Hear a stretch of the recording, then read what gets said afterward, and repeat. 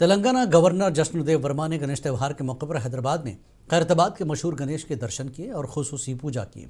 इस मौके पर बड़ी तादाद में अकीदतमंद मौजूद थे। बाद में गवर्नर ने राजभवन और स्टाफ क्वार्टर्स में भी गणेश पूजा की। उन्होंने आवाम को गणेश त्यौहार की शुरुआत होने पर मुबारकबाद देते हुए रियासत और मुल्क में अमन, खुशहाली और तरक्की की प्रार्थना की। गणेश त्यौहार के मौके पर तेलंगाना के चीफ मिनिस्टर रेवंत रेड्डी ने अपने अहल खाना के साथ खुसूसी पूजा की। हैदराबाद के जुबली हिल्स वाक़े सीएम रेवंत की रिहायशगाह पर गणेश पूजा अंजाम दी गई। इस मौके पर वज़ीर आला ने अक़ीदे के साथ आरती अदा की और रियासत की अमन और खुशहाली के लिए प्रार्थना की।